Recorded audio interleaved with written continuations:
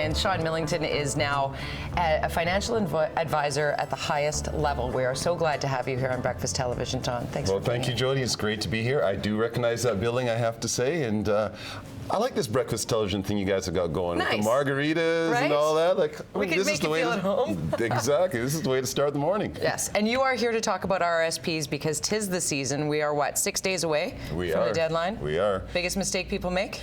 Waiting till the last second, like right now. We're, like you say, 6 days away. And really, this is all about our culture and just our kind of instant gratification thing. We delay. And if you just shifted this whole paradigm 2 weeks forward and started March 1 and started with 10% that you're putting aside, you wouldn't have this big pressure in February in 2014, and you'd be getting the benefit of compounding your interest and all of your payments into your RRSP. And really, it's not that big a deal. You're not going to notice that little bit of money coming out of your account every month. Not as much as that big sum that comes out, on February 28th, because it's painful.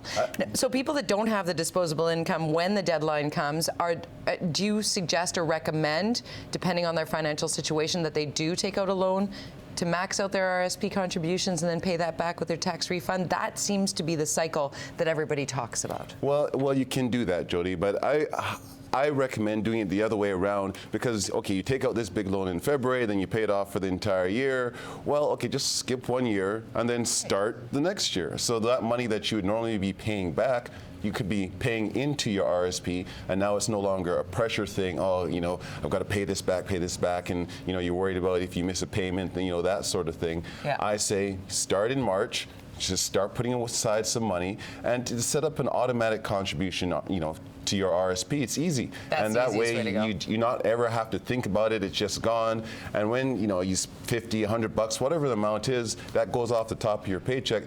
I guarantee you're not going to notice. I mean, we talked off the air, and you did that with the RRSP. Yeah. I can't even believe how much money is going into Brady's entertainment, his education fund, based on something that I set up. The first couple of months, I was like, ouch.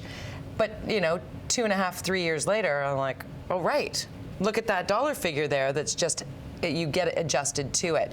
So you can skip a year if you're not feeling that you can financially swing maxing out your RRSPs, and you get to keep that room, and you can fill it up in years to come, right? Exactly, and that's one of the benefits that the government has provided us over the last couple of years. And I really think that the RSP is a really powerful tool to actually save. People think about the RSP often as, well, this is a tax break. And yes, you do get a tax deferral. You're going to pay tax on that money at some point, but the real advantage is helping you to save for your retirement, so that when you finally arrive at that day, whenever that point is in the future, you actually are able to maintain your lifestyle.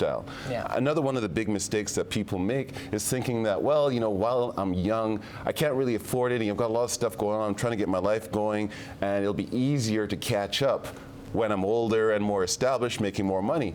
And unfortunately, that's not really the case, because you're going to be older. You're also going to have more responsibilities. You're going to have a mortgage. You're going to have a family. The kids are going to hockey, blah, blah, blah, blah, blah. Yeah. And it just seems you never quite get there. So I really recommend getting into the habit early. You know what it's like, Jody. Mm-hmm. You get started early. Compound interest. Those were the most salient words that my stepdad ever said to me when I was 15 years old and got my first job at Dairy Queen. He said, RRSP, $50 a month, compound interest, trust me. And I would not have been able to purchase my first home had I not had my RRSP to draw on and put that first down payment down. Thank you, Sean Millington, for being here. You're very welcome. Come it's back great and see to us see you again. We love it. Okay, over to you, Russ LeCase.